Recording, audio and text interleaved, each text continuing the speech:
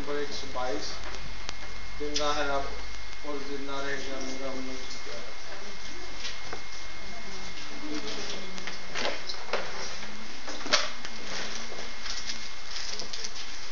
जिंदा है अब और जिंदा रहेगा, जिंदा है अब और जिंदा रहेगा मेरा मुनजी प्यारा, मेरा मुनजी प्यारा। मेरे लिए सूली पर चढ़कर, मेरे लिए सूली पर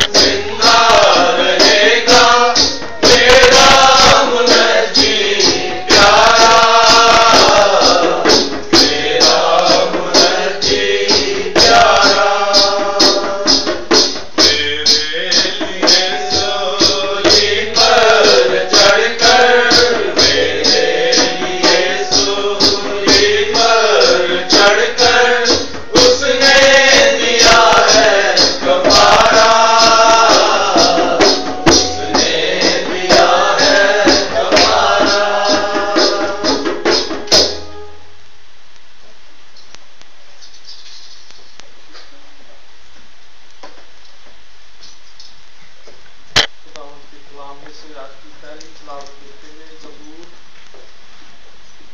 उसका 18 ज़बूर उसकी पहली आयत से। ऐ खुदावंद है मेरी कुव्वत, मैं तुझसे मोहब्बत रखता हूँ।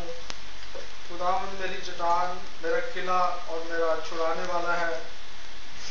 मेरा खुदा मेरी चट्टान जिस पर मैं भरोसा रखूंगा, मेरी सिपर और मेरी निजात का सींग, मेरा ऊंचा बुर्ज।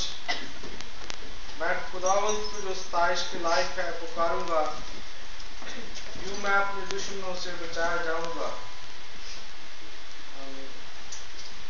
आइए थोड़ी देर हम अपने सर को झुकाएं, अपने दिलों को, अपने ज़हनों को, अपने ख्यालात को खुदावंद की तरफ लगाएं। आज के फतहमंद दिन के लिए खुदावंद का शुक्र करें।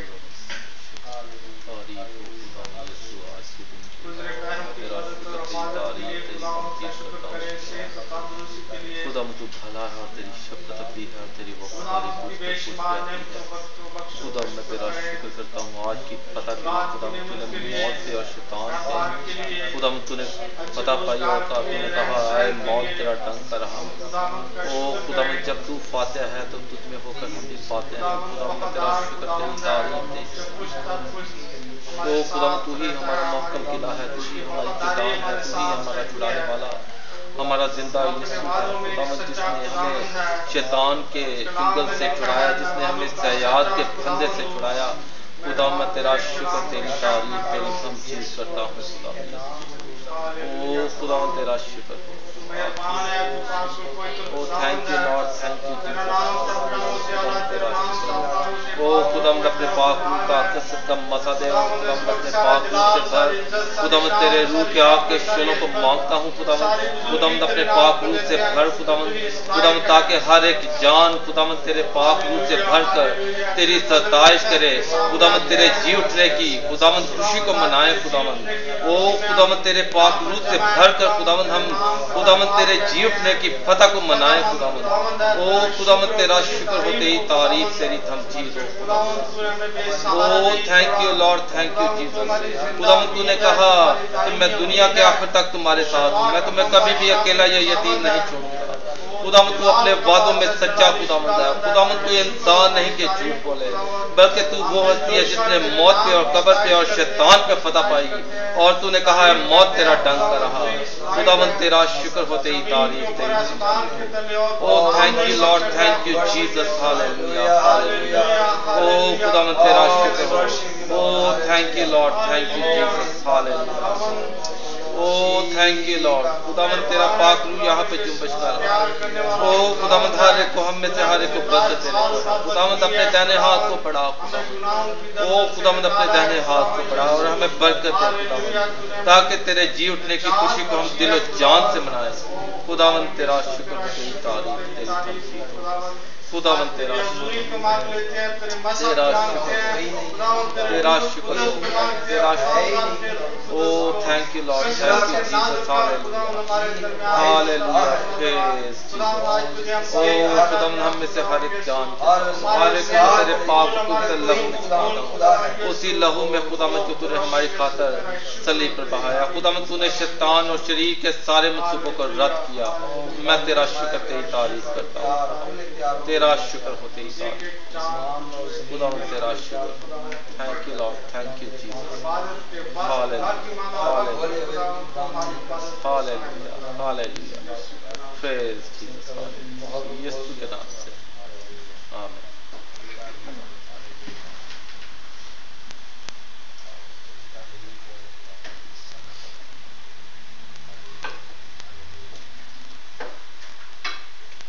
खुदावंद की तारीफ में तीसरा गीत गाएंगे। खौफ न था ना घबरा, मैं यहोवा यीशु हूँ।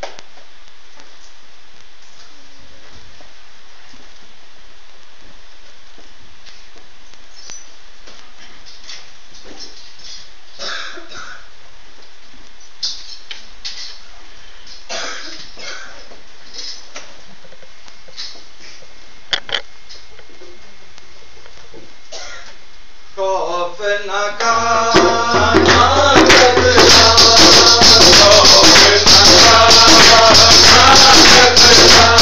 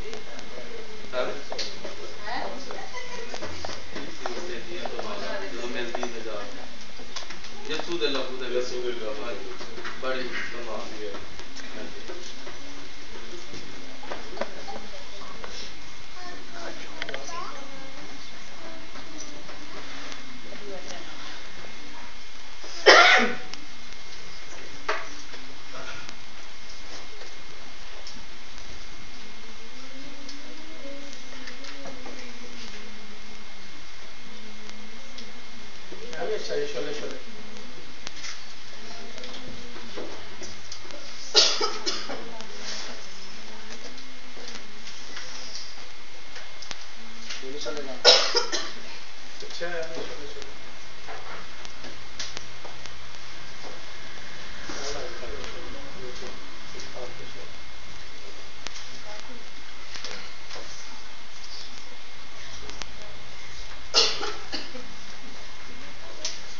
भेज खुदावन मेरे जिंदा खुदावन, ओ भेज खुदावन मेरे जिंदा खुदावन, रूह की आग के शोले, रूह की आग के शोले, शोले शोले शोले, रूह की आग के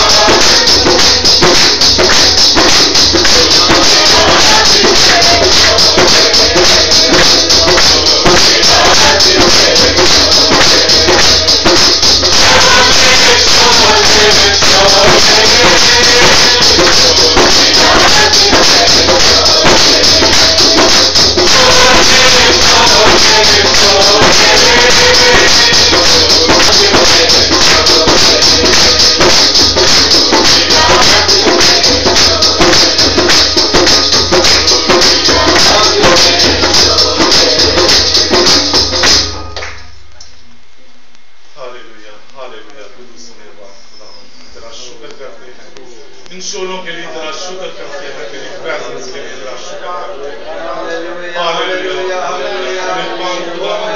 तू आज अपने वादा के जवाब यहाँ भी मौजूद है तू जिंदा खुदा का बेटा है तू जिंदा है हालेलुया तेरा शुक्र इस दिन के लिए तेरा शुक्र जो तू खुदा जिंदों से खुदा जिंदा हुआ मुर्दों से जिंदा हुआ और हमारे दरमियान में रहा हालेलुया तेरा शुक्र खुदा के तू चला हालेलुया तेरा पाप हमारे लिए हमारे तमाम गुनाहों को धो देता है और उनको पाक साफ कर देता है आओ खुदा के तुमसे बचाओ हालेलुया तेरा शुक्र खुदा कि तू हमें धो देता है तू हमें पाक साफ कर देता है तेरा शुक्र हो खुदा हालेलुया हालेलुया तेरी प्रेजेंस के लिए तेरा शुक्र हमें कभी यकीन नहीं छोड़ता बल्कि तू अपने वादा के मुताबिक अपना हाथ हम तक बढ़ाता है और हमें बरकतों से माला माल हालेलुया तेरा शुक्र तमाम बरकत के लिए तेरा शुक्र करते हैं और चाहते हैं तू इनको बहाल रख तू खुदा हर एक को अपनी पनाह में रख और एक एक जान को छू और मुकम्मल तौर पर शिफा दे मुकम्मल तौर पर धो डाल हर किस्म की बदी हर किस्म का बुगर जाता रहे हालेलुया तेरा शुक्र तेरा शुक्र तेरा शुक्र तेरी तारीफ तेरी तमजीद करते हैं thank you Lord thank you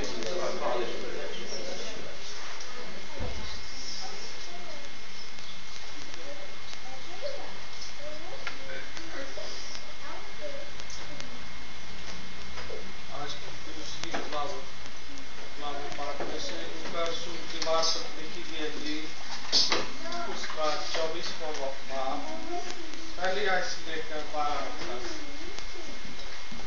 Gospel of Luke chapter 24 verse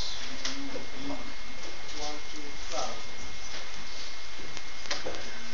पहली आयत से सब्बत के दिन तो उन्होंने हुक्म के मुताबिक आराम किया लेकिन हफ्ता के पहले दिन वो सुबह सवेरे ही उन खुशबूदार चीजों को जो तैयार की थी लेकर कब्र पर आए और पत्थर को कब्र पर से लुढ़का हुआ पाया मगर अंदर जाकर खुदावंद यीशु की लाश ना पाई और ऐसा हुआ कि जब वो इस बात से हैरान थी तो देखो दो शख्स बुराक पोशाक पहने उनके पास आ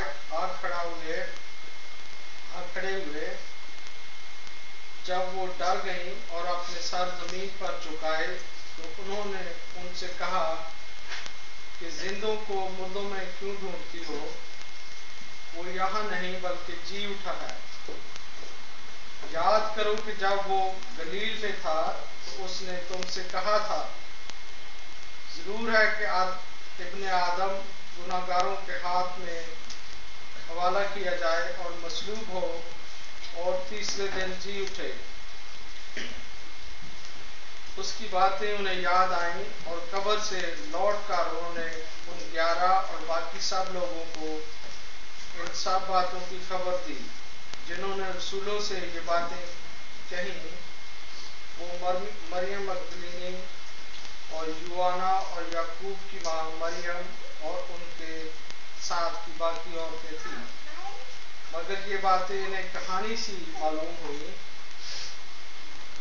और उन्होंने उनका यकीन ना किया इस पर पतरस उठकर कब्र तक दौड़ा गया और झुककर नजर की और देखा कि सिर्फ कफन ही कफन है और इस माजरे से ताज्जुब करता हुआ अपने घर चला गया खुदावंद के खिलाफ के पड़े हुए सूरज जानो उसकी बरकत अभी खुदावंद के खिलाफ खुदावंद के बंदे से सुनेंगे और मैं दाऊद के पास साथ कुछ खाएंगे खुदावंद के खिलाफ पेश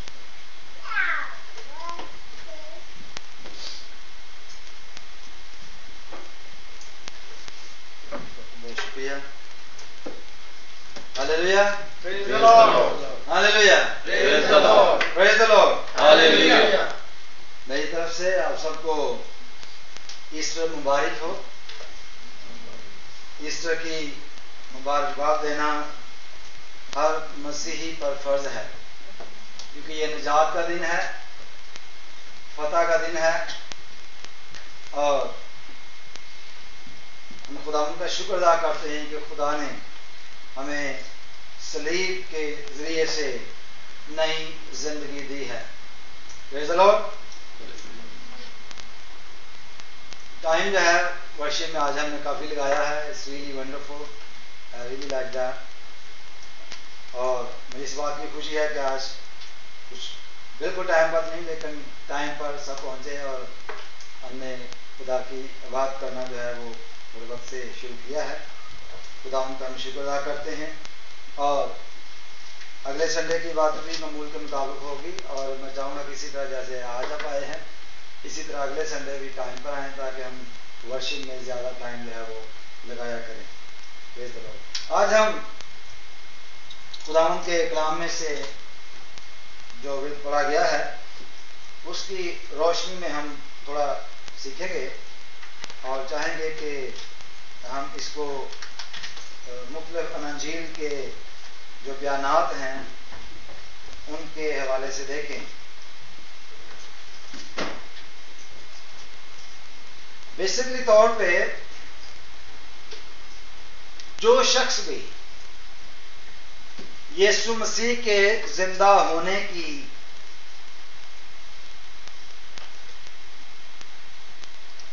खुशखबरी देता है वो गवाही देता है।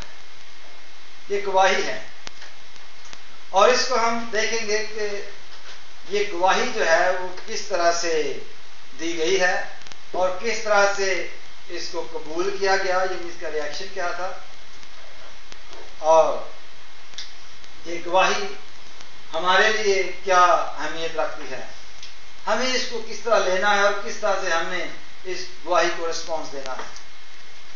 तो पहली बात हम देखते हैं कि मरकस की अंजील में से हम देखते हैं आखिरी बाब में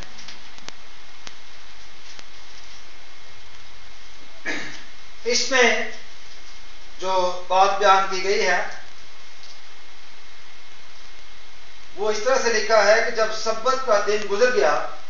सब्बत का दिन जो है ये हम सब जानते हैं कि जूइश लोगों के लिए हफ्ते का दिन था। ये सैटरडे का दिन है। मैं भूल गया, बच्चे जो हैं वो संडे स्कूल के वो नीचे जा सकते हैं।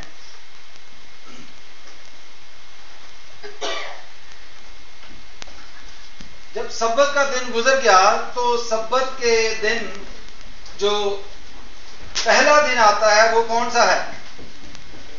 संडे का दिन। तो संडे का दिन जो है उसमें हम देखते हैं कि ये चंद औरतें जो हैं ये यीशु की लाश पर खुशबू डालने के लिए गई।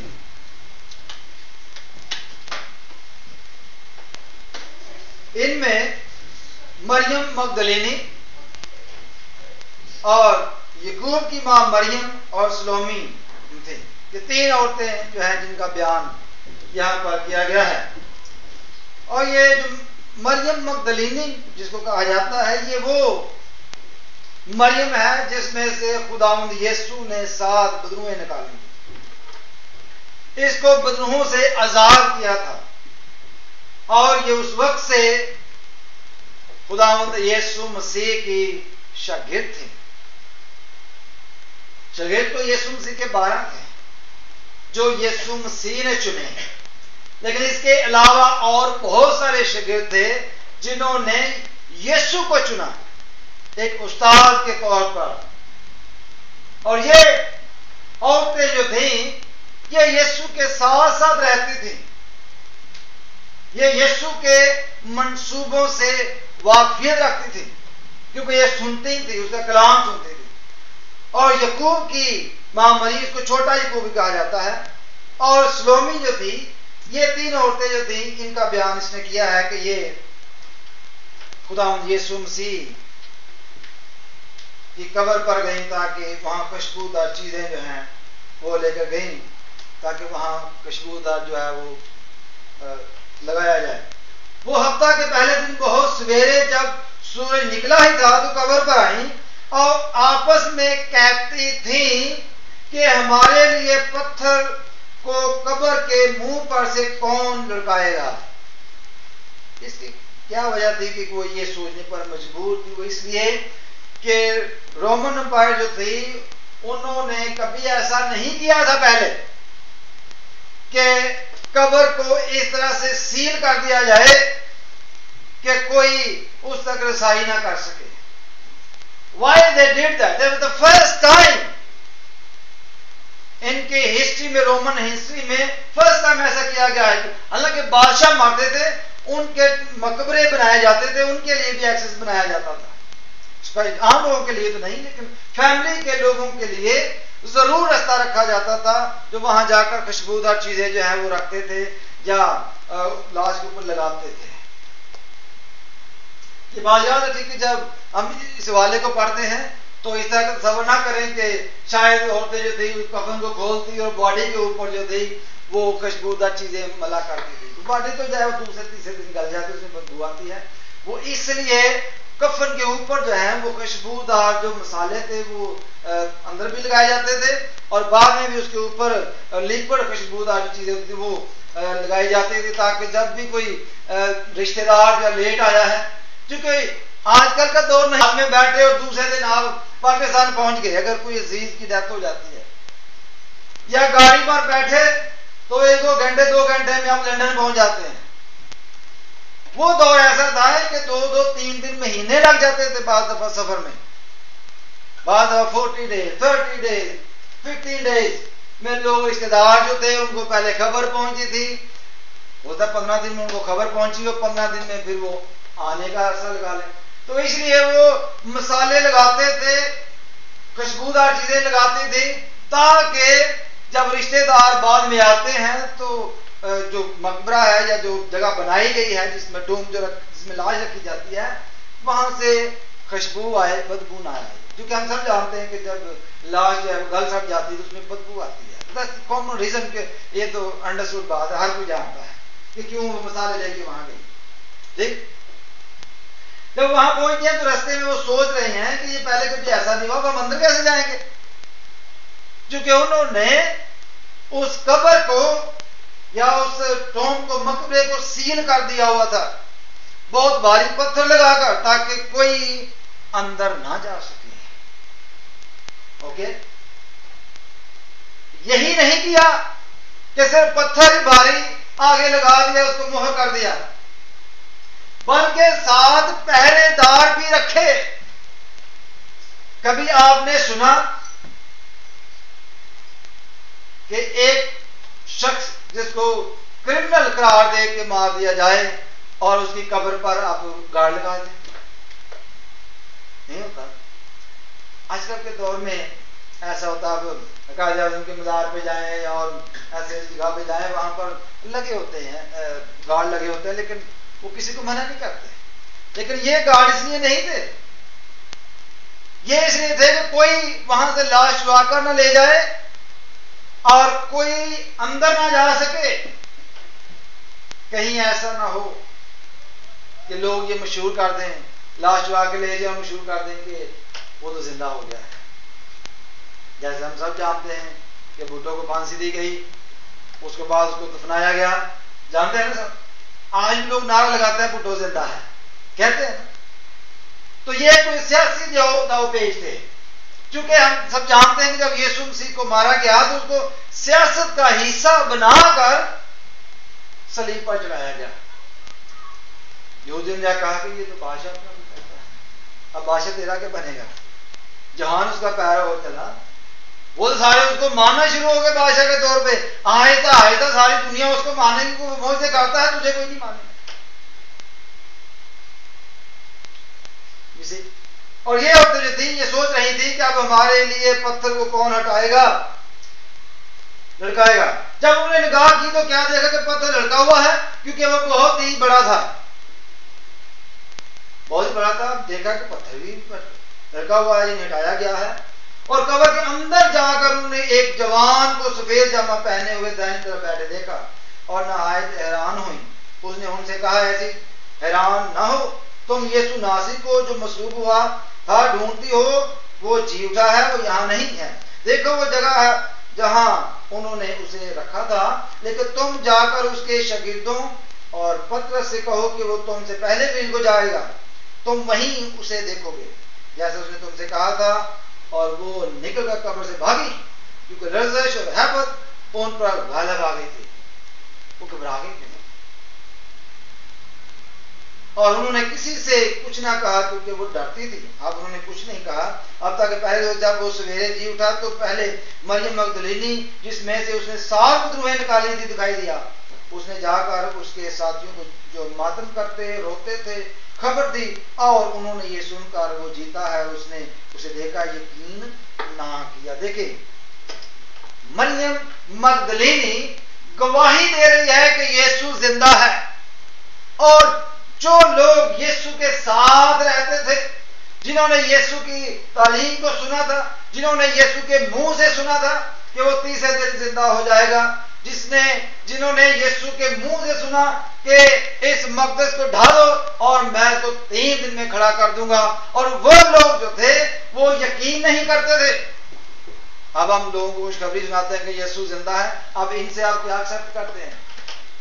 क्या ये लोग यकीन करेंगे?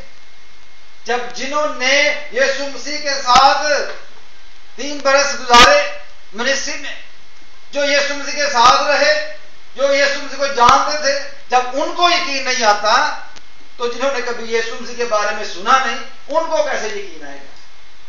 उनका मरियम जो है वो वहां नहीं थे। ये मरियम मगदलीनी है, ये गवाही देती है, ये यीशु मसीह की शागिर्द है अपने तौर पर। इसको यीशु ने नहीं चुना, बल्कि इसने यीशु को चुना और उसके पीछे पीछे रहती थी। हालेलुया। और उन्होंने उसका यकीन ना किया। फिर हम देखते हैं मत्ती की इंजील में, थोड़ा सा पीछे चलते हैं। मत्ती की इंजील में इसको दूसरे तरीके से बयान किया गया है।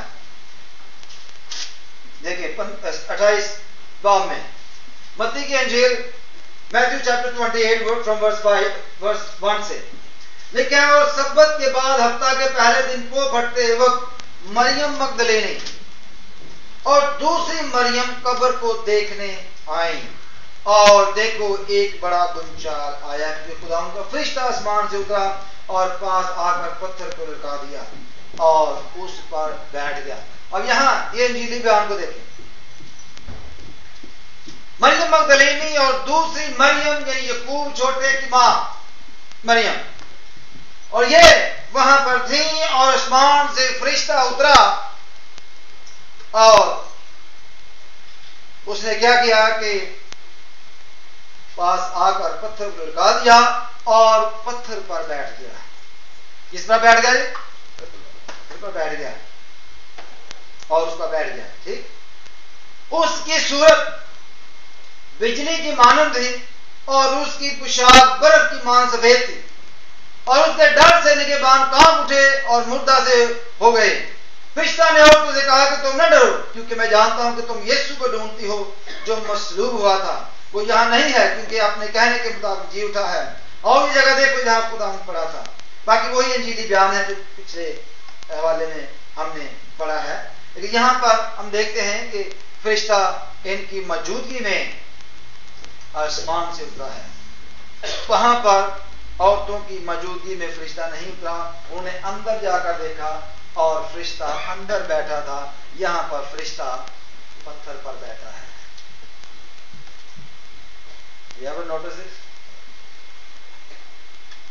यहां अंजीली बयान में फरिश्ता पत्थर पर बैठा इनके सामने उतरा है, और उस अंजीली बयान में फरिश्ता अंदर बैठा है और औरतों ने अंदर जाकर देखा। इसको मैं अभी थोड़ी देर में एक्सप्लेन करता हूं।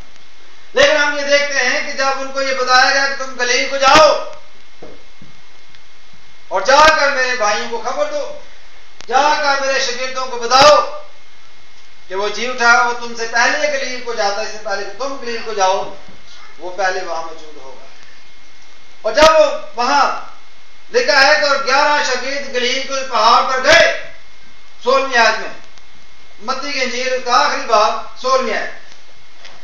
और 11 शागिर्द गलील के पहाड़ पर गए जो यीशु ने उनके लिए मुकर्रर किया था, और उन्होंने उसे देखकर सिजदा किया, मगर बाद ने शक किया। अभी भी हक में है, देख भी लिया है।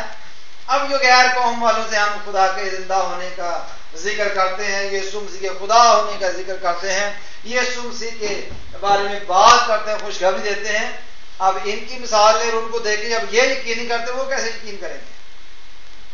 गवाही जो है ये पावरफुल होनी चाहिए, गवाही जो है वो कन्विंसिंग होनी चाहिए, ताकि लोग आपको यकीन करें। लेकिन बाद ने शक किया। यहां पर यीशु ने पास आकर उनसे बातें की और कहा। अब यीशु मसीह उनके पास आ जाता है, बातें करता है और उनसे कहा कि आसमान और जमीन का कुल इख्तियार मुझे दिया गया है। आसमान का और जमीन का सारा इख्तियार मेरे पास है। यीशु मसीह का दावा क्या है? आसमान पर भी मैं खुदा हूं और जमीन पर भी मैं ही खुदा हूं। आसमान का इख्तियार भी मेरे पास है और जमीन का इख्तियार भी मेरे पास है। बस अब सुनो, बस तुम जाकर सब कौमों को शागिर्द बनाओ और उनको बाप और बेटे और रूह कुदस के नाम से बपतिस्मा दो और उनको ये तालीम दो, उन सब बातों पर अमल करें जिनका मैंने तुमको हुक्म दिया, और देखो मैं दुनिया के आखिर तक हमेशा तुम्हारे साथ हूं। खुदा यीशु मसीह ने ये हुक्म जिंदा होने के बाद फरमाया है, ये हुक्म जिंदा होने के बाद फरमाया है। और अब हम आते हैं उस बात की तरफ, मरियम मगदलीनी दूसरी मरियम याकूब की मां है, और तीसरी औरत जो है वो सलोमी, जिसका नाम जो है वो बयान किया गया है। तीसरी औरत कौन है? सलोमी। सलोमी जो है उसको बयान किया गया है, और चौथी औरत भी है। ओके,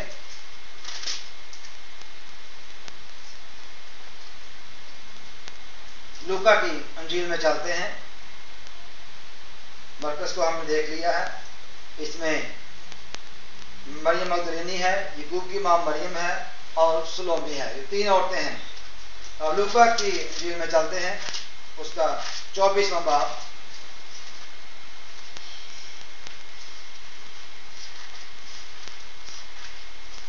लूका की अंजील उसका 24 बाब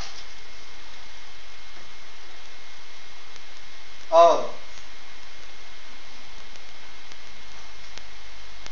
उसकी पहली आयत देखते हैं। लिखा है, सब्बत के दिन तो उन्होंने हुक्म के मुताबिक आराम किया, क्योंकि ये खुदा का हुक्म था कि तुम मेरे सब्बत को पाक मानना और उस दिन कोई काम नहीं करना, यानी लाश पर खुशबूदार चीजें डालने के लिए भी नहीं जाना, कोई काम नहीं करना।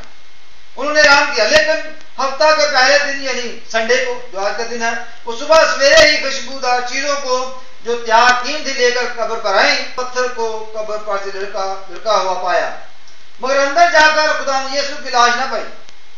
और ऐसा हुआ कि जब वो इस बात से हैरान थी तो देखो दो शख्स, अब यहां पर देखना कितने शख्स हो गया? दो। एक फरिश्ता वो था जो अंदर था, एक फरिश्ता जिसने पत्थर लड़काया और वो पत्थर पर बैठ गया था। फरिश्ते दो थे। अब लूका की इंजील में ये बात क्लियर हो जाती है कि वो दो थे। लिखा है कि दो शख्स बुराक पोशाक पहने उनके पास आ खड़े हुए। जब वो डर गई और अपने सर जमीन पर झुकाए तो उन्होंने उनसे कहा कि जिंदा को मुर्दों में क्यों ढूंढती हो? अब लूका ने इस बात को क्लियर किया है, वो यहां नहीं बल्कि जी उठा है। याद करो कि जब वो गलील में था तो उसने तुमसे कहा था। अब फरिश्ता ने इन औरतों को याद दिलाया है कि तुम याद करो, तुमसे तो खुदावंद यीशु मसीह की ये बात हुई थी, तुमसे तो ये बात कंफर्म यीशु मसीह ने की थी कि जरूर है कि इब्ने आदम गुनहगारों के हाथ में हवाला किया जाए और मसलूब हो और तीसरे दिन जी उठे। अब ये जो औरतें हैं इनको इस सीक्रेट का मालूम होना चाहिए था। लेकिन मौत एक ऐसा वेपन है डेविल का, एक ऐसा एनिमी है, इसकी हकीकत हमारे ज़हनों पर मुसल्लत है। इसको हम किसी भी तरीके से इसका फेस नहीं करते। उनको यकीन नहीं आता था और ना ही के शागिर्दों को यकीन अभी तक आ रहा है कि ये कैसे हो सकता है। उसकी बातें उन्हें याद आई।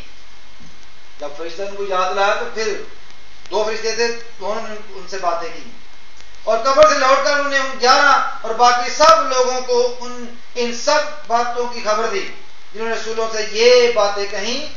अब देखें ये क्लियर करने लगा, जिन्होंने रसूलों से ये बातें कही वो मरियम मगदलीनी और यूवाना और यकूब की मां मरियम और उनके साथ की बाकी औरतें थी। इसने सलोमी का नाम जो है वो मिस कर दिया है।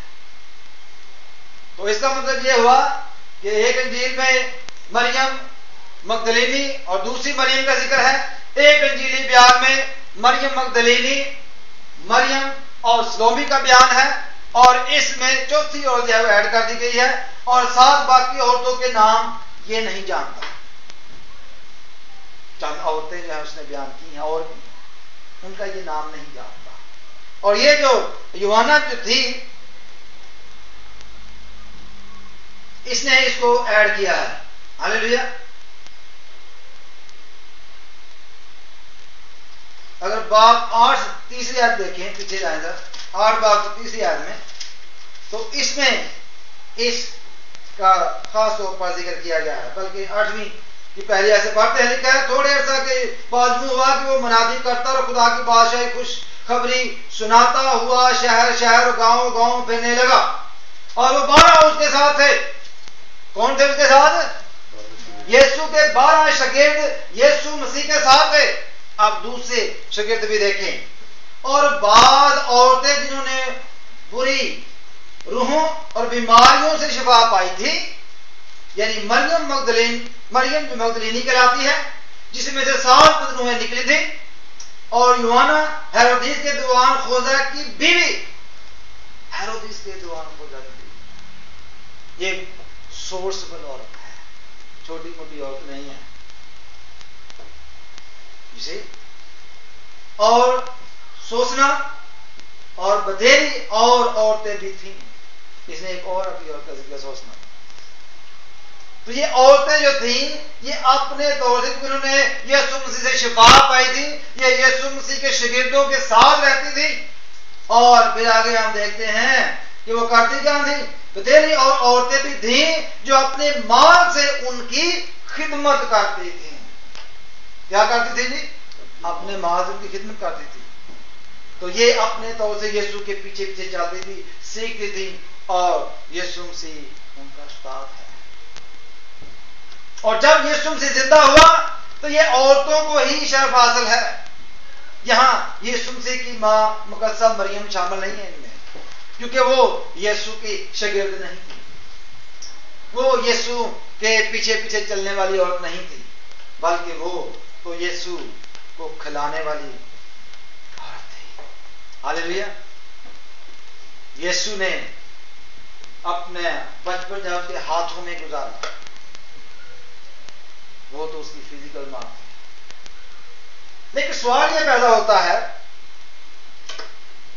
क्या मुकद्दसा मरियम यीशु को मोहब्बत नहीं करती थी? वो क्यों कब्र पर नहीं गई? सवाल यह पैदा होता है कि क्या यीशु के बारे में मुकद्दसा मरियम को कोई फिक्र नहीं थी? वो क्यों नहीं है वहां पर? उसको यीशु से क्यों नहीं मिला? ये कॉमन सेंस की बात है कि मुकद्दसा मरियम तो उसकी पैदाइश से पहले जानती है कि वो कौन है। She don't need to go there. She already probably knew that he is not there. People are foolish, they're going there. Why should I go there? I know who he is. मैं तो जानती हूं, मुझे क्या जरूरत है वहां जाने की? जरूरत नहीं थी। अफसोस था जब उसको मार पड़ते देखा, जान देते देखा, सब कुछ था। इवन खुदा को भी अफसोस है खुदा ने तो उस शागिर्द पर भी अफसोस किया जिसने उसको बिट्रेड किया था, धोखा दिया था, उस पर भी अफसोस किया। लेकिन मुकस्सबरी वहां नहीं थी। ये औरतें यीशु मसीह के पीछे पीछे चलने वाली थी। औरतों को ये शर्फ हासिल है कि जब यीशु मसीह जिंदा हुए तो सबसे पहले इन औरतों पर जाहिर हुए। क्यों? क्योंकि वो उसे ढूंढने गई थी। शागिर्दों को क्या बीमारी थी, वो ढूंढने क्यों नहीं गए? उनको जाना चाहिए था कब्र पर। क्योंकि वो इसलिए कि कब्र पर अगर जाते तो हो सकता है कि वो अरेस्ट हो जाते, क्योंकि वहां पर गार्ड लगाए हुए थे कि कोई यहां भटकने ना पाए, कोई यहां आने ना पाए। अगर कोई आए तो उसको अरेस्ट कर लिया जाए, वरना गार्ड रखने की क्या जरूरत है? वो रोमन एम्पायर के पुलिसमैन थे, वो फौजी थे। वो यहाँ आजकल की जो कंपनियां हैं जो सिक्योरिटी की, वो इस तरह की कंपनी नहीं थी कि वहां से कोई 2 जो सिक्योरिटी गार्ड जो वो हायर किए वो प्रॉपर सोल्जर थे जो वहां पर रखे गए थे, पहरा वहां पर बिठाया गया था। लेकिन यीशु मसीह तमाम पहरों समेत सबको खत्म करके वो जिंदा हो गए और औरतों पर जाहिर हुए, क्योंकि औरतों ने यीशु को ढूंढा, उसको देखने के लिए गई और फरिश्ता ने उनको ये कहा, तुम जिंदा को मुर्दों में क्यों ढूंढती हो? वो तो जिंदा हो चुका है, अपने वादा के मुताबिक आपको याद नहीं। देखिए, औरतों को जल्दी याद आ जाता है, इनकी मेमोरी तेज होती है, बातें नहीं बोलती, इनको जल्दी याद आ जाता है। शागिर्द जो है वो ढीले बैठे हुए हैं, उनको कुछ याद नहीं है कि यीशु ने कहा था। इधर फरिश्ता ने उनको इशारा दिया, उधर उनको याद आ गया कि हाँ यीशु ने कहा था।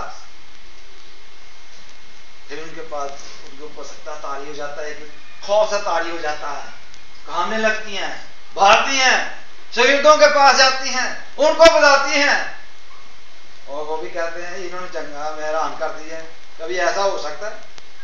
नहीं, ऐसा हो गया, हमें याद है उसने कहा था। जो शागिर्द थे, अब ये औरतें भी तो शागिर्दी हैं, ये उनको मिलने के लिए जाती हैं, उनको बताती हैं। इसके अलावा फिर हम देखते हैं कि जब लूका की इंजील का जो बयान है, इसके मुताबिक यह है कि यीशु मसीह जो है वो और 2 लोगों को मिलता है, 2 गवाह और हैं। वह 13वीं आयत से हम देखते हैं, लिखा है, और देखो उसी दिन जिस दिन यीशु मसीह जिंदा हुआ है, उसी दिन, उसी बात को मैं फॉलो कर रहा हूं। और देखो उसी दिन उनमें से 2 आदमी उस गांव की तरफ जा रहे थे जिसका नाम अमाउस है। वो यरूशलेम से करीबन 7 मील के फासले पर है, और वो इन सब बातों की बाबत जो वाकया हुई थी आपस में बातचीत करते जाते थे। जब वो बातचीत और पूछताछ कर रहे थे तो ऐसा हो कि यीशु आप नजदीक आकर उनके साथ हो लिया। अब ये जो 2 शख्स हैं यीशु का जिक्र कर रहे हैं, जहां 2 या 3 मेरे नाम से इकट्ठे होंगे मैं वहां मौजूद हूं। They're talking about Jesus. They're not believers, they're not disciples, the ordinary people. They're just talking about Jesus, and Jesus is right there. और जब वहां मौजूद हो जाता है, लिखा है हो लिया, लेकिन उनकी आंखें बंद की गई थी। यीशु मसीह ने उसकी जो रूहानी आंखें थी वो बंद कर दी ताकि उसे पहचान न सके, उसको ना पहचाने। उसने उनसे कहा, ये क्या बात है जो तुम चलते चलते आप उनमें करते हो? वो गमगीन से हो खड़े हो गए, यानी वो परेशान थे क्योंकि वो यीशु को भी प्यार करते थे। हालेलुया। फिर एक ने जिसका नाम कुलेपास था, अब लूका को एक के नाम का पता चल गया लेकिन दूसरे को वो नहीं जानता, उसने उसका नाम बयान नहीं किया था। जवाब में उसे कहा, क्या तू यरूशलेम में अकेला ही मुसाफिर है? क्योंकि ईद के लिए लोग आए हुए थे ना, जब मुसीबत हुई तो वही उनका सबत तारीख का दिन था, ईद फसा थी, इसी तो यीशु मसीह ने फसा वहां का यरूशलेम में। क्या तू यरूशलेम में अकेला मुसाफिर है जो नहीं जानता कि इन दिनों में इसमें क्या क्या हुआ है? उसने उनसे कहा, क्या हुआ है? जरा मैं भी सुनूं, क्या हुआ है? उन्होंने उसे कहा कि यीशु नासरी का माजा जो खुदा और सारी उम्मत के नजदीक काम और कलाम में कुदरत वाला नबी था। इन 2 शख्सियात ने यीशु मसीह को खुदा कहा है। क्या कहा है जी? खुदा कहा है। और कहा है कि कुदरत वाला नबी कहा है। हालेलुया। और सरदार काहिनों और हमारे हाकिमों ने उसको पकड़वा दिया ताकि उस पर कत्ल का हुक्म दिया जाए और उसे मसलूब किया। लेकिन हमको उम्मीद थी कि इसराइल को मखलस यही देगा, और अलावा इन सब बातों के इस माजे को आज 30 दिन हो गया। कहते एक और बात हुई है कि आज उसको 30 दिन हो गया। यीशु को बता रहे हैं ये दोनों लोग, दो शख्स हैं। यीशु इनके साथ हो लिया कि यीशु का ये जिक्र कर रहे थे। अब ये दोनों जो हैं यीशु को गवाही दे रहे हैं कि क्या तू अकेला ही यरूशलेम में आया? तुझे पता नहीं कि इसमें क्या क्या हुआ है? कि ये हमें बचाएगा, निजात देगा, लेकिन हमारे लीडरों ने उसका ये हाल किया। हम में से चंद औरतों ने भी हमको हैरान कर दिया। देखिए ये बड़ी अजीब बात हुई। आज तो 30 दिन हो गया और हम में से चंद औरतें हैं, उन्होंने हमें हैरान कर दिया है, जो सवेरे ही कब्र पर गई थी और जब वो उसकी लाश ना पाई तो ये कहते हुए आई कि हमने रोया में फरिश्तों को भी देखा और उन्होंने कहा कि वो जिंदा है। और बाद हमारे साथियों में से कब्र पर गए और जैसा औरतों ने कहा था वैसा ही पाया, मगर उसको ना देखा। यीशु वहां मौजूद नहीं। हालेलुया। उसने उनसे कहा कि निदानों और नबियों की सब बातों के मानने में सुस्त दिखा दो। क्या मसीह को यह दुख उठाकर अपने जलाल में दाखिल होना जरूर ना था? फिर मूसा से ये सब नबियों से शुरू करके सब निविष्टों में जितनी बातें उसके हक में लिखी हुई हैं वो उनको समझा दी। अब यीशु से उनको तालीम दी, सब बातें जो लिखी हुई थी उसके बारे में उनको समझा दी। इतने में वो उस गांव के नजदीक पहुंच गए जहां जाते थे, और उसके ढंग से ऐसा मालूम हुआ कि वो आगे बढ़ना चाहता है, यानी यीशु मसीह आगे निकल जाना चाहता है। उन्होंने उसे ये कहकर मजबूर किया कि हमारे साथ रह, क्योंकि शाम हुआ चाहती है और दिन अब बहुत ढल गया है। बस वो अंदर गया ताकि उनके साथ रहे। जब वो उनके साथ खाना खाने बैठा तो ऐसा हुआ कि उसने रोटी लेकर बरकत दी। रोटी लेकर क्या किया? बरकत दी और तोड़कर उनको देने लगा। रोटी ली, बरकत दी और तोड़कर उनको देने लगा। इस पर उनकी आंखें खुल गई। जब रोटी देने लगा तो इस पर उनकी आंखें खुल गई और उन्होंने उसको पहचान लिया और वो उसकी नजरों से गायब हो गया। आंखें खुल गई जब उसने रोटी, एक अंदाज है यीशु मसीह का, जब उस अंदाज से उसने रोटी तोड़ी और बरकत दी। और ये वही लोग होंगे जिन्होंने ये पहले रोटी खाई होगी। जानते हैं कि जब यीशु मसीह ने रोटियों 2 मछली 5 जो रोटियां थी 2 मछलियों का किया था मोजा, क्या ये लोग उनमें शामिल नहीं? तो हो सकता है जी वहीं पर शामिल होंगे। दे नो दैट कि यीशु मसीह रोटी पर दुआ कैसे करता है। ये इनको पता था कि वो बरकत कैसे देता है। जब उसने अपने अंदाज से रोटी को तोड़ा और बरकत दी तो पहचाना गया। जब पहचाना गया तो उनकी नजरों से गायब हो गया। और ये लोग जो थे, अब टाइम खत्म हो गया है, जल्दी बताता चलो। ये लोग जो थे ये फिर यरूशलेम में गए और जाकर शागिर्दों के साथ मिले, उन औरतों के साथ मिल गए और जाकर मनादी करने लगे, खुशखबरी देने लगे। और बहुत सारे लोग जो थे इस खुशखबरी पर बिलीव नहीं करते थे। लोडिंग शागिर्द जो थे और चंद औरतें के अलावा जो दूसरी औरतें यकीन नहीं करती थी। ये तो हो ही नहीं सकता, ऐसा नहीं है, लेकिन ऐसा हुआ। इसके बाद खुदावंद यीशु मसीह का जवाब था, उस वक्त तक ठहरे न जब तक आपको दूध का लिबास न मिले। वो ठहरे हुए थे मुकद्दसा मरियम समेत 11 शागिर्द, बल्कि 12 हो गए थे। बाद में पूरे के साथ 12वां चुन लिया गया था। 12 शागिर्द थे। ये यीशु की मां मरियम थी और मरियम मगदलीनी, सलोमी, योहाना और याकूब की मां मरियम, और ये सारे चंद दूसरी औरतें भी थी जिनका नाम यहाँ बयान नहीं किया गया। और ये सारे मिलकर ईमान की किताब 2 बाब में, लेकिन 1 बाब में 2 में इसका बयान किया गया है। और वहां पर ये दुआ कर रही थी और वहां खुदा का रूह बड़े जोर से नाज़िल हुआ। खुदा यीशु मसीह ने अपना वादा पूरा किया और उनको रूह कुद्दस से बैप्टाइज किया और वो गैर ज़बानें बोलने लगे। हालेलुया। क्या करने लगे जी? गैर ज़बानें बोलने लगे, क्योंकि खुदावंद यीशु मसीह का ये वादा था। लूका की इंजील के आखिरी बाब में देख के लिखा है 47 आयत में, और यरूशलेम से शुरू करके सब कौमों में तौबा और गुनाहों की माफी की मनादी उसके नाम से की जाएगी। तुम इन बातों के गवाह हो। यीशु मसीह ने इनको मुकर्रर किया था कि तुम गवाह हो, और देखो जिसका मेरे बाप ने वादा किया है मैं उसको तुम पर नाजिल करूंगा, लेकिन जब तक आग में बाला से तुमको कुव्वत का लिबास ना मिले इस शहर में ठहरे रहो। जब वो ठहरे रहे, कुव्वत का लिबास मिल गया, वही शकील जो छुपे हुए थे, पतरस जो बिल्कुल 3 दफा इनकार कर गया, छुपा हुआ था कि मैं यीशु को नहीं जानता, कहीं मुझे भी रेस्ट न कर लिया जाए, मसलूब ना कर दिया जाए, अजीतें ना दी जाए शकीलों को, वो छुपे हुए थे। और जब उनको कुव्वत का लिबास मिल गया, ये वही शकील जो बाहर निकल कर मनादी करने लगे, और 5000 के करीब लोग उनमें आ मिले। हालेलुया। और बहुत बड़ी जमात ने यीशु खुशखबरी को कबूल कर लिया। चैलेंज ये है आज के सबक के मुताबिक, आज के कलाम के मुताबिक हमारा रिस्पॉन्स क्या है? हम क्या करते हैं यीशु के लिए? यीशु 2000 साल पहले जिंदा हो गया था, हम अपनी जिंदगी में उसको बार बार मार देते हैं। हमें यीशु को अपनी जिंदगी में जिंदा करना ताकि हम जिंदा रहें, क्योंकि जब तक यीशु हमारे अंदर जिंदा नहीं होता हम जिंदा नहीं रह सकते। जब तक हम ये ना कहें कि अब मैं जिंदा ना रहा, दूसरे लफ्जों में ये कि इंसान मर गया, अब मैं जिंदा ना रहा बल्कि मसीह मुझ में जिंदा है। जब मसीह जिंदा है अंदर, तो फिर सारी बातें जो है वो खत्म हो जाती हैं। मसीह को अपने अंदर जिंदा कर लें, मसीह को अपने अंदर जगह दें, ताकि हम मसीह की तालीम पर अमल करते जाएं, क्योंकि ये हमारे लिए चैलेंज। हमारा रिस्पॉन्स क्या है? हमारा रिस्पॉन्स क्या उन लोगों की तरह है जिनको खुशखबरी उन औरतों ने दी और यकीन ही नहीं आया? नहीं, ये नहीं हो सकता, ख्वाब देख रही ऐसे कह रही है, यकीन नहीं किया। तू मैं कैसा शकील था जो बड़ा शक्ति मिजाज था। नॉर्मल औरतों के बारे में कहा जाता है कि औरतें बहुत शक्की होती हैं, कहते हैं ना लोग कि औरतें बहुत शक्की होती हैं। मैं कहता हूँ बंदे भी बड़े शक्की होते हैं। बाइबल में तो औरतों का जिक्र नहीं कि वो शक्की है, लेकिन बंदे का जिक्र है कि वो शक्की है। उसने यीशु पर शक किया, यीशु ने कहा इधर आ मेरे हाथ में उंगलियां डाल के देख के मैं वही हूं, ये वही बॉडी है जो मसलूब हुआ था। तो शक्की कौन था, औरतें या मर्द?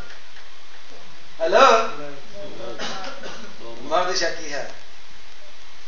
वो इतना शक में पड़ गया कि वो यीशु सामने खड़ा है, फिर भी कहता नहीं ये कबूत ही होगा, ये पता नहीं क्या चीज है, मुझे समझ नहीं आ रहा, मुझे यकीन नहीं आ रहा। तो यीशु ने बुलाया, अच्छा इसमें हाथ डाल के दे, मैं वही उधर से यकीन है पसली में भी हाथ डाल के देख लिया। उसका बस चलता तो वो सब कुछ देखता कि वाकई यीशु है, उसको यकीन आ गया। हमें यकीन करना है, शक्की नहीं बनना। हमारा रिस्पॉन्स ठंडा नहीं होना चाहिए, हमें खुदा के कलाम के मुताबिक सोचने की आदत डालनी चाहिए। जब हमारे अंदर मसीह जिंदा है तो हमारे अंदर जब लोग देखेंगे हमें, तो किसको देखेंगे? यीशु को देखेंगे जो जिंदा है। आज यही तो होता है, यही प्रॉब्लम है कि जब हम गैर कौम लोगों से बात करते हैं जो मसीही नहीं है, तो एकदम से वो हमारे ऊपर ये काट फेंक देते हैं। ये भला बताएं कि हमारे में आप में फर्क क्या है? ठीक है, हम मसीह को नहीं मानते, खुदा नहीं मानते, मसीह को ये नहीं मानते कि वो मसलूब हुआ था, लेकिन हमें और हमें फर्क क्या है? जिसको हम देखकर बदल जाए वो मसीह हो जाए। फिर इसका क्या जवाब है? वो इसीलिए कहते हैं क्योंकि हमारे अंदर उनको मसीह जिंदा नजर नहीं आता। वो कैसे कहते हैं कि मसीह जिंदा है? जब तक हम ये ना कहें कि अब मैं जिंदा ना रहा बल्कि मसीह मुझ में जिंदा है, तो फिर ही नजर आएगा ना दूसरों को। हमें अपने अंदर मसीह को लेना है। हालेलुया। इसलिए तो रसूल कहता है कि क्या तुम नहीं जानते कि तुम खुदा का मकदस हो, खुदा का रूह तुम में बसा हुआ है? जानते ही, यही तो बसा। यीशु को अंदर जिंदा करें, यीशु को अपने अंदर जगह दें, यीशु को पहन लें, ताकि यीशु ही यीशु हमारी जिंदगी में नजर आए। जब यीशु अंदर होगा तो फिर हम किसी तरह की रेड लाइट जाओ नहीं काटेंगे, कोई गुनाह हमारी जिंदगी में नहीं होगा। फिर हम रास्तबाजी की जिंदगी बसर करेंगे, क्योंकि यीशु रास्तबाज है। हमें अपनी जिंदगी में इस तरह के मौका पर सोचना चाहिए कि मेरा रिस्पॉन्स कैसा है? क्या मुझे निजात मिल गई है? क्या मैंने यीशु को कबूल कर लिया है? क्या मैंने तौबा की है? क्या मैं रूहानी तौर पर मर चुका हूं ताकि मसीह मुझ में जिंदा हो? क्या मैंने ये इकरार किया है कि अब मैं जिंदा ना रहा बल्कि मसीह मुझ में जिंदा है? से जब तक हम अपने आप को मार नहीं देते, उस वक्त तक हम मसीह को अपने को जिंदा नहीं कर सकते। हमें अपने आप को खत्म करना है। मैं सुसाइड की बात नहीं कर रहा, मैं रूहानी बात कर रहा हूं। हमें अपने आप को रूहानी तौर पर खत्म करना है ताकि हमारे अंदर मसीह जो है वो जिंदा हो जाए। हमें यीशु को अपने अंदर जिंदा करना है। जब तक हम अपने आप को खत्म नहीं करते, यीशु हमारे अंदर नहीं आ सकता। जगह को खाली करना है। हमारा बदन, हमारे जिस्म, हमारे जहन, हमारे हर चीज जो है बदन की, वो तो दूसरी चीजों से भरी हुई है। गुस्से से, लालच से, जुदाइयां, झगड़े और बहुत क्या क्या बातें हमारे अंदर भरी हैं। इसलिए तो हमारी निजात कंप्लीट नहीं होती, इसलिए हमारे अंदर काम नहीं होता। इसीलिए हमारे अंदर जो है इस तरह की जो मसीही बातें हैं वो नहीं आती। क्यों नहीं आती? इसीलिए कि हम पक्के मसीह नहीं बनते, सच्चे मसीह नहीं बनते, रास्तबाजी को कबूल नहीं करते। अगर करते हैं तो बस थोड़ी थोड़ी देर के लिए करते हैं, थोड़ी देर के बाद भूल जाते हैं। ऐसा नहीं होना चाहिए। खुदावंद यीशु मसीह ने बाइबल मुकद्दस में औरतों और मर्दों को इक्वली तौर पर जगह दी है। यीशु मसीह के शागिर्द वो थे जो उसने खुद चुने, सारे मर्द थे, लेकिन बाकी औरतें जो थी उन्होंने यीशु को चुना, वो यीशु मसीह की शागिर्दा थी और वो यीशु मसीह के साथ साथ रहती थी, उसकी खिदमत करती थी, शागिर्दों की खिदमत करती थी, अपने माल से उनकी खिदमत किया करती थी। और इसीलिए जब यीशु मसीह जिंदा हुए तो सबसे पहले खुशखबरी का पैगाम उनको मिला और फिर आगे खुशखबरी का पैगाम जो है शागिर्दों को मिला, शागिर्दों से फिर लोगों को मिला। इसका पहली खुशखबरी का पैगाम जो है, आपको पता समैरिटन औरत जो थी कुएं पर जिसको यीशु मसीह मिला, उसने गवाही दी। तो गवाही देना चाहे औरतें मर्द सब दे सकते हैं। हम सबकी ये जिम्मेदारी है कि हम यीशु की जी उठने की गवाही दें। आइए हम दुआ करें, अपनी जिंदगी पर गौर करें और हमें अपने आप को तैयार करना है कि हम यीशु की गवाही दे सकें और अपने अंदर यीशु मसीह को जिंदा कर सकें। खुदावंद यीशु की तारीफ हो, उसके नाम को जलाल मिले। मैं दावत दूंगा भाई शमी जॉर्ज को कि वो दुआ में रहनुमाई करें।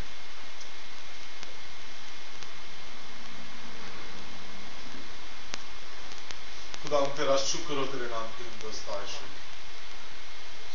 तू मेहरबान खुदावंद है, तू नजात हिंदा है।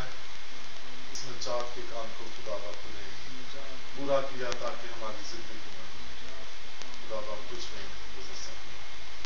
हम तेरा शुक्र करते हैं खुदावा कि तूने हमारे लिए अपनी जान दी और बहुत सारे मुश्किलात सही और खुदावा मार खाई, अपना खून बहाया और खुदावा ताकि हम शफा पाए। हम तेरा शुक्र करते हैं कि तू अपना वादा के मुताबिक पिछली था और तू हमारे दिलों में हमेशा के लिए जिंदा रहेगा। हम तेरा शुक्र करते हैं खुदावा कि तू हमें प्यार करने वाला खुदावंद है और तू हमें खुदावा तू कबूल करता है और हमारे दिलों में जिंदा है। हालेलुया, तेरा शुक्र हो खुदावा। फिर इस मनादी को हम दुनिया के कोने कोने तक लेके चले और खुदावा जिनको अभी तक पता नहीं कि तू जिंदा है उनको भी बता सके, उनको भी ये खुशखबरी दे सके। तू हमें इस बात का बोझ दे और खुदावा को इसी से प्यार और चला।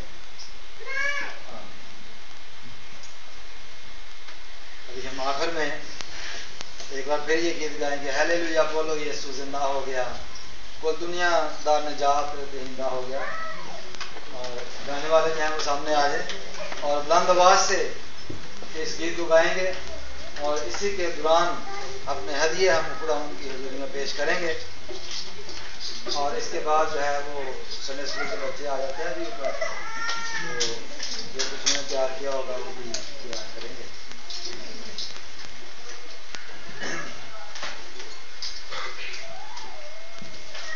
हालेलुया बोलो यीशु जिंदा हो गया, हालेलुया बोलो यीशु जिंदा हो गया, दुनिया का निजात जिंदा हो गया, दुनिया का निजात जिंदा हो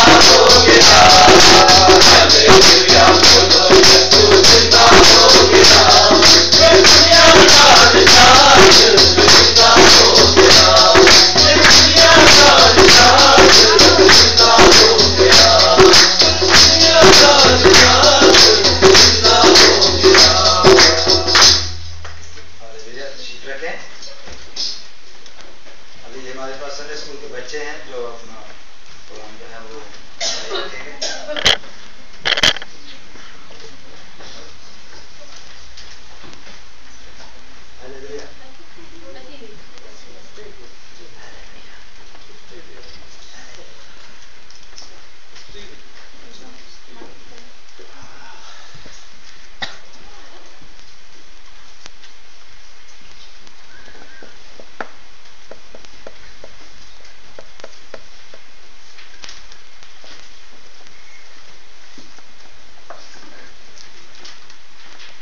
In Sunday school, we have been learning about the Easter story.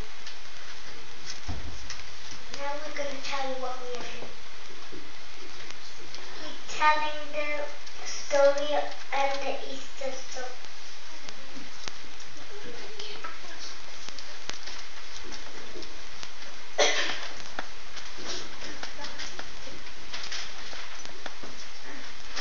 The story of Palm Sunday. As Jesus came closer to Jerusalem, he asked two of his disciples to go ahead of him. He said, "When you get to the town, you will see a donkey tied up. Untie it and bring it to me. If anyone asks you about the donkey, just tell them the Lord needs it and he will bring it back as soon as he's done with it." When they brought the donkey to Jesus, some of the disciples took off their coats and laid them on the donkey's back. They did this out of respect for Jesus. Then Jesus rode on the donkey towards Jerusalem. One by one they laid their coats on the ground for the donkey to step on. Even the people that went round the coast ran to the fields and trees nearby and cut palm branches and laid them down. As they got even closer to the town, more and more people noticed Jesus. A crowd surrounded him and started to shout praises to him for all the miracles he had done. "Hosanna, blessed is he who comes in the name of the Lord. Hosanna, Hosanna in the highest." The word Hosanna means Savior. The Last Supper. Evening came and Jesus and the 12 disciples sat to eat the meal. The disciples were eating quietly. They had a lot on their mind. They were worried that some people wanted to kill Jesus because he was getting so popular. Jesus could see the disciples were worried. He said to them quietly, I tell you the truth. One of you here will betray me." The disciples looked at each other in shock, and some of them asked Jesus, "It isn't me, Lord." Jesus replied, "The one who dips his bread into the bowl with me will betray me. I will die, just as he said, just as it pleases him. But the man who betrays me will feel sorry for it." Then Judas put his head down and spoke quietly to Jesus. "It isn't me, is it?" Jesus answered, "Yes, you are the one." Judas's head went down even lower. He had hoped that the other disciples had not heard what Jesus had said. Luckily, they were paying no attention to Jesus breaking the bread. After some time, Jesus got up from the table and went to a different part of the room. He took off his everyday clothes and put a large towel around him, making himself look like a servant. After that, he poured some water into a large bowl and began to wash the disciples' feet, then dried them with the towel that was wrapped around him. This is an example of how you should treat others. You don't have to actually wash other people's feet, but by doing nice things to each other and acting like a servant for Jesus, that is what he wants you to do. If you do these things, Jesus will bless you.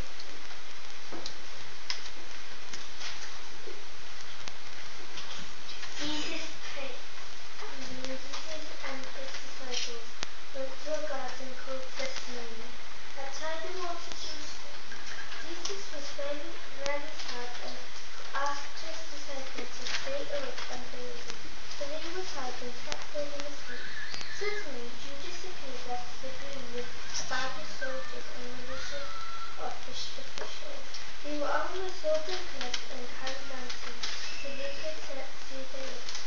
To be sure that they arrested the right man, Judas told them they would kiss Jesus. When Judas saw Jesus, he went up to him and said, "Greetings, teacher." And then he said to him, "Judas, is this the way that you are choosing to betray the Son of Man of Jesus?" When Judas had spoken, the soldiers handcuffed Jesus and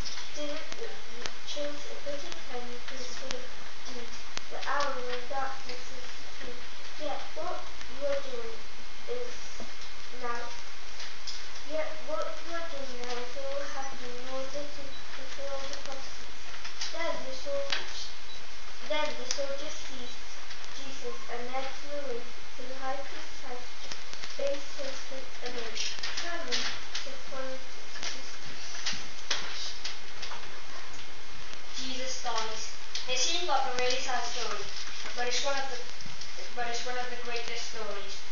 Jesus died knowing that you would do things wrong, things that you are not supposed to do, like not obeying your parents, saying something mean to your sister or brother, or not telling the truth. He knew what you would do when he died so many years ago. Jesus died for everybody's sin.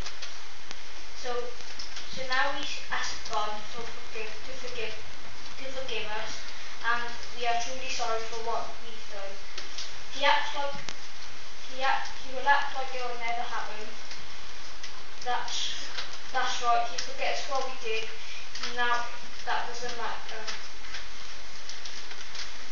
Now that doesn't mean we should never make mistakes again, because by doing that, it's like we're hearing Jesus all over again. Sometimes you do something that you're not supposed to do. Remember to say sorry to Jesus and remember what he did for you. Jesus is alive. You have seen these things that have happened, so stay in the city, and soon I am going to give you a precious promise here, the Holy Spirit. When we become Christians, Jesus automatically gives us the Holy Spirit to live inside of us. The Holy Spirit makes us know when we have done something wrong. We might feel sick to our stomach or just get a bad feeling. This is the Holy Spirit reminding us that we are doing something wrong, or that we need to stop and say sorry and ask for forgiveness for what we've done.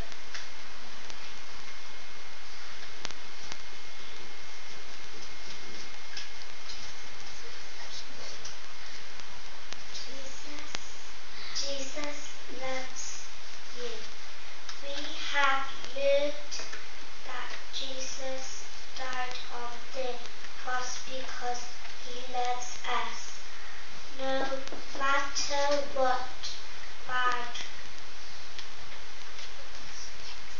things we do, we need to love Jesus for that.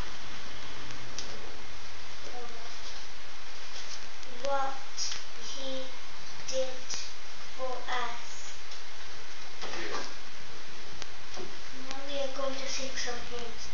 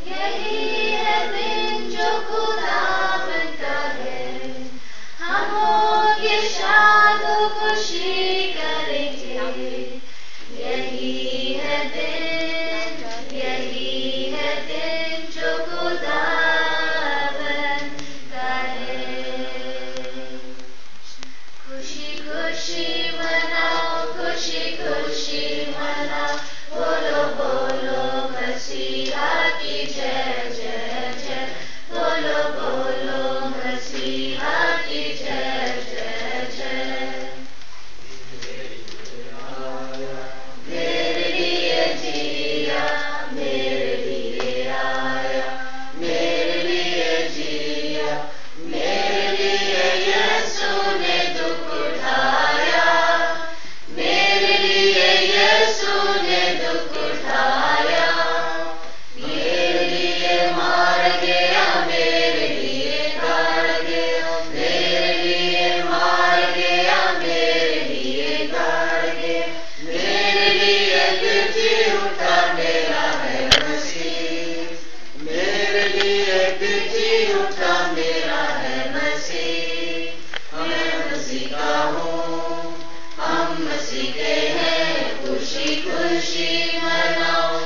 खुशी खुशी मनाओ, बोलो बोलो मसीहा की जय जय जय, बोलो बोलो मसीहा की जय जय जय। Every knee shall bow, every tongue confess that Jesus Christ is the Lord.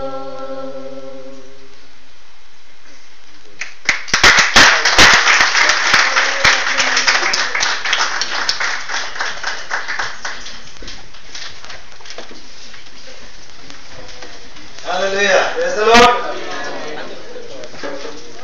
अपने बच्चों की तरफ से खास है आपके लिए।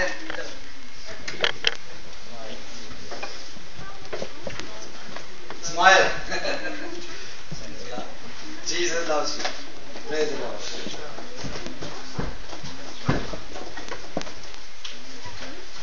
बहुत बहुत शुक्रिया बच्चों, उनका बहुत अच्छा था ये साथ, और खुदा इनको बरकत दे। आइए हम दुआ करें।